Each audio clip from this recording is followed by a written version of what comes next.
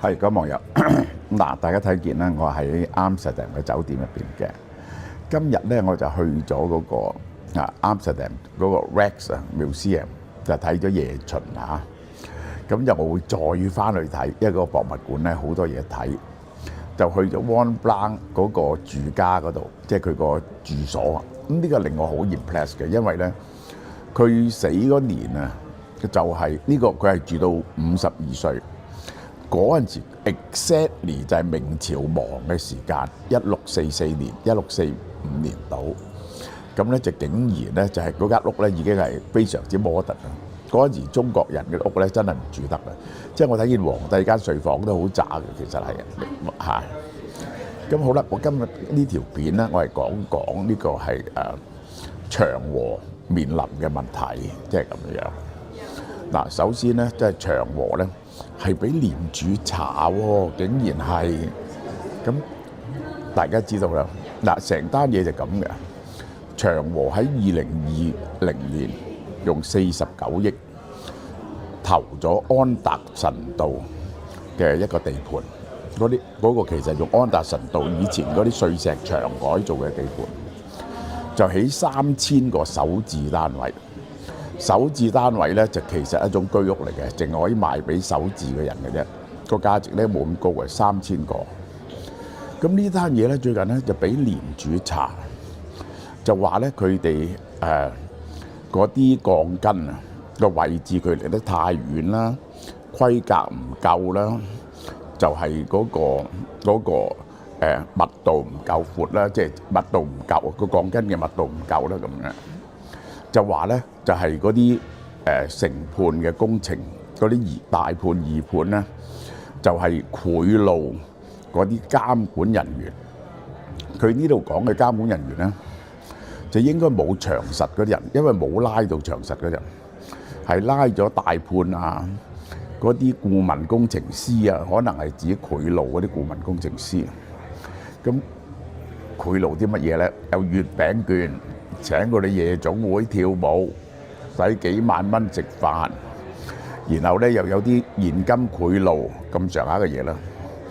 咁咧就係總共咧就係拉咗10個人嚇。咁其實呢個鋼筋咧唔夠嘅比例咧，即係少於10%，係唔會影響層樓嘅。咁長實咧就發表咗聲明話佢就會配合政府，有咩應該拉嘅就拉啦，即係咁樣。咁但係咧，你都知啦，喺而家呢個時候咁樣去對付呢個長實嘅一個地盤咧，係人都覺得有政治目的喺度。其中係一種大家都覺得你係向長實施壓。如果你再賣嗰啲碼頭嘅話咧，你就大鑊啦咁樣。咁嗱，咁咧就係長實咧。就係表咗態㗎啦，其實，但我唔明點解繼續要向佢施壓。長實話嗰啲碼頭嘅出賣決定係唔會喺不合法同埋唔啱監管規則嘅情況之下出賣，所以就即係話，如果大陸或者香港政府唔俾佢賣，佢係唔會賣嘅啊。但係佢亦都冇話到唔賣。成件事嗰個專有嗰個 BlackRock 嗰個獨家嘅呢個商議權咧，就去到7月底。7月底後咧，佢就可以賣俾中國。咁但係咧，長實咧就冇鬆到口話，呢個 deal 已經係 gone off 咗。咁大陸咧係不停俾壓力佢嘅。咁長實咧就話，即係話佢一路以來咧都唔係賣俾 BlackRock 嘅，主要係賣俾呢個地中海船務阿龐提家族嘅，即係咁樣。佢唔賣。好啦，即係話如果大陸唔贊成咧，佢唔賣。而家咧仲係傾緊係咪可以將個巴拿馬運河拆出嚟，巴拿馬運河嗰2個碼頭拆出嚟，然後將其他嗰啲碼頭咧就係賣俾阿龐提家族。咁阿龐提家族咧同呢個中遠都有好大嘅 contact 嘅，佢哋可以去繼續同佢哋傾係咪中遠合啲股啊之類啲咁嘢啦。咁但係 anyway 咧，長實係話，如果中國政府唔制咧，佢係唔會做嘅。好啦，但係咧，李澤鉅講咗句咁嘅嘢。我今日講呢條片咧，就李澤鉅講嗰啲嘢咧，就真係有骨嘅。李澤钜係佢話咩咧？佢話人哋問佢嗱，我要問你呢個如果佢做咗啲中國政府唔中意嘅嘢，或者而家佢一刻中國政府憎啦，中國政府可以點對付佢咧？咁有兩個辦法。一個辦法咧就係佢有仔喺度讀書，即係咧佢有資產喺香港同埋呢個大陸。咁咧你去撬你呢啲資產，你要做乜嘢都撬你去查你，用顯微鏡嚟睇你，你梗係大鑊啦。第二，佢係一間喺海外註冊嘅公司，而佢大部分資產喺海外，但係個總部喺香港喎。總部喺香港，即係你嗰啲要員喺香港嘅喎。咁樣係咪可以唔準你哋出境啊？傳咗好多次拉你哋啊，用好多理由拉你哋啊。李澤钜講嘅嘢咧，真係可圈可點。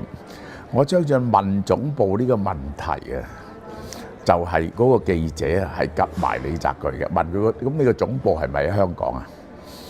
嗱，我簡單啲嚟講。如果李澤钜將個總部搬咗去第二度地方，咁就拉唔到長和集團嗰啲首要人物，就淨係捉到長和、長實同長和喺香港同大陸嘅資產，係咪？李澤钜點講咧？而家咩叫總部啊？冇總部，啲總部喺雲端嘅，啲人飛嚟飛去，嗰總部冇意思嘅。我開會啊，成日對住9個電視機開嘅啫，每人出個面出嚟嘅啫，乜嘢總部啫？總唔總部有咩問題啫？喂，咁講喎，其實咧佢可以將所有佢唔需要話個總部喺邊，其實個總部可以搬 Q 咗，你知唔知啊？呢個即係佢只可以係。等於係架空咗香港嘅總部，掏空咗香港嘅總部，將嗰啲重要嘅 office 搬晒去第二度，你咪吹我唔着咯。然後咧，我係唔賣嗰啲，就算唔賣嗰啲我唔得罪你喺呢刻，但我就慢慢將個總部搬走，然後咧將嗰啲總部嘅人員一個個 office 拆去第二度。呢個總部咧，剩翻好少人喺度，都係啲 clerical staff 嚟嘅。佢又唔會得罪你，然後我爭取幾年，慢慢清空香港同大陸嘅資產。過幾年再遇到啲咁嘅事咧，你就吹我唔脹咯。嗱，呢個骨就喺呢度。其實佢都知道呢件事無論如何，大陸咁樣去威脅佢咧，佢係一定喺香港係唔舒服㗎啦，已經冇辦法喺香港舒服，覺得香港冇運行㗎啦。呢個就係。但係佢已經決定咗喺呢刻唔硬碰，所以就李嘉誠先會去聽5月天露面俾大家睇嘅啫。其實就係咁解。咁呢件事大家明白詳實點做咯。即係李嘉誠一世英名啊，都管唔住個仔。咁呢個李澤楷又點咧？佢就第一就全力向北京示好，特登。就係咧，原來佢你知啦，佢開頭生咗個仔，佢同阿梁洛施，跟住咧梁洛施瞞住佢又生多一對孖仔，因此反咗面噶嘛。佢將佢個二仔咧在北京讀書喎，即係咧佢係徹底向中共效忠喎。佢表示係唔關佢事喎，佢老豆啲嘢唔關我事。然後咧佢仲係再申請將富維佢個保險集團咧喺香港上市，所以咧佢仲有呢個香港電訊啦，呢個當然就係盈科啦。然後咧富維就佢全副身家嚟㗎，整咗700-800億㗎，李嘉誠俾咗700-800億佢買咗啲保險公司合併成為富維。咁佢原來前年咧佢仲蝕緊4億幾美金嘅，舊年蝕緊7億幾美金，今年咧就減到億幾度啦，估計拎翻嚟香港上市。因為咧佢只係香港上市先有可能集到幾百億，集翻300-200億，咁樣咧佢就好舒服。但係咧佢就唔理個老豆同個哥哥點，堅決向中國效忠。但係咧，我覺得咧呢個係好愚蠢啊！即係如果佢老豆同哥哥真係調走咗啲資產嗰刻咧，係連佢都會被針對嘅。你唔好覺得你同老豆劃清界線就得啊！佢係同老豆哥哥劃清界線。佢嗰陣時中國一對付佢老豆同哥哥，佢出嚟講：我同呢個長和集團係冇關係㗎，我一早10幾年前辭咗個董事㗎，佢哋做乜嘢決策得同我？喂，好唔夠義氣，係咪啊？嗱，呢個就係我想講嘅，即係香港做生意咧，而家個政治風險咧係大到不得了，即係好似香港啲銀行咁啊！你可唔可以唔支持新世界咧？唔支持新世界咧，佢就覺得你唔愛國愛港㗎啦，幾大鑊啊！呢個就係嚇嗱，呢條片出嗰陣時咧，就係我哋嗰個 NMN 咧，剩翻最後5日啊，應該係。剩翻最後6日，大家好快啲幫襯，因為咧一段時期唔會再出呢啲 promotion。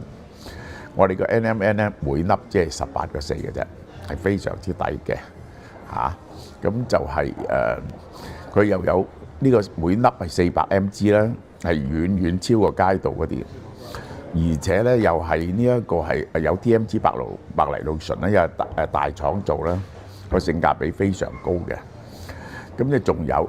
嗰隻 Q10 推出咗咧，就十分搶手。呢兩隻嘢咧，都係保持你嘅青春同埋活力咧，係好重要嘅。好。由於反應熱烈咧，再度推出電子消費券，禮品精彩，越買越獎。嗱，買咗電子消費券再買嘢，真係雙重優惠。購買3000蚊嘅電子消費券咧，可以得到370蚊嘅指定禮品。包括韓國 Form Bio 乳香關節軟骨素1盒，價值220蚊，能夠舒緩關節，不適合退化，減輕關節痛，修復關節及軟骨組織效果最好。第二係 Red Rice 紅米主題嘅餐廳嘅港幣50蚊現金券3張，價值150蚊。購買5000蚊電子消費券有769蚊禮物，包括Form Bio 乳香關節軟骨素1盒，價值220蚊，能夠延緩關節不適合退化。韓國 Form Bio 乳香酸胃酸樂1盒，價值249蚊。對經常覺得食咗嘢之後難消化或者胃酸倒流嘅，就幫到你啦。仲有 Red Rice 紅米時代嘅主題餐廳50蚊現金券6張，價值300蚊。5月1號到31號，網上及門市都有售，使用期有效到2026年3月31號，禮品數量有限，送完即止。